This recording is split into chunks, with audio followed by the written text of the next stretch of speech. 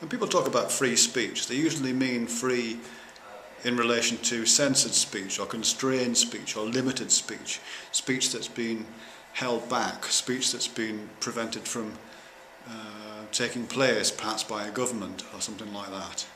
But I want to think about free speech in a slightly different way. I want to think about the freeing of speech and how speech has become free over the last 200 years, certainly over the last 100 years, and how it's freed itself from some shackles that held it back, and how we might want to continue to help it be free, or we might in turn want to hold it back ourselves, and what kinds of things we might want to do in relation to free speech. Let me just see if I can explain what I mean by that. Because up until relatively recently, say 100, 150 years ago, speech took place within small groups of people. You had to be co-present with the person who was speaking. You had to be in the same room with them, perhaps standing a few feet away, maybe as far away as I am from this camera right now. And once the speech had gone, once you'd heard what that person had to say, the speech disappeared. In other words, the speech was tied to the moment and the place of its utterance. But because of technologies like the camera, like the telephone, like the internet, speech is no longer hampered in that way. Speech persists. In fact, you might want to say that the history goes back even longer to the history of the written word. The history of the written word is a history of speech freeing itself from the constraints of place and time. So now when I talk to you, you don't have to be here with me in this moment, and you don't have to be here with me in this place in Cornwall. You can be on the other side of the world, and you can be in a completely different time. You could be watching this in a year's time. You could be watching this in 10 years' time. I might be dead when you're watching this. And that's a freeing up of speech.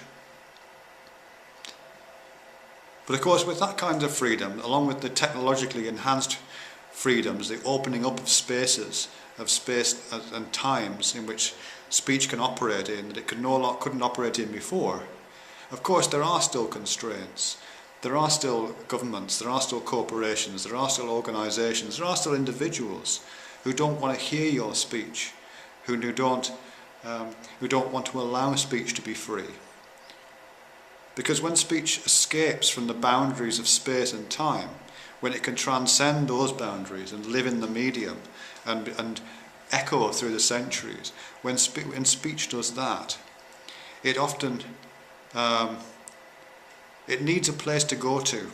It needs ecological niches in which it can be protected, and in which it can survive, and in which it can't be hunted down or by predators, and in which a global atmosphere, a global catastrophe, a global climate can affect it.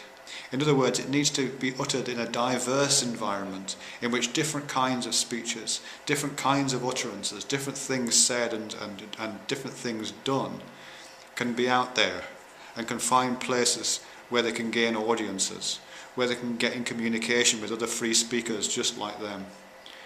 And that's what kind of the situation I think we're at right now. We've got past the technological boundaries of the freedom of speech. We have the technology now to move beyond that. Speech lives outside of the person that utters it, and it lives outside the space and the time of its utterance. But it doesn't have the niches in which to exist. Speech is cast out into the wild too easy. A little bit like well-meaning but ultimately disastrous operations by animal liberationists, opening the doors to the zoos, opening the doors to the pet shops, and letting the exotic animals out into the wild. They don't last 5 minutes because there's no ecological niche for them. And free speech is a little bit like that. You can't just turn free speech loose into an open environment. You have to turn speech loose into an environment that's structured and has corners and crannies and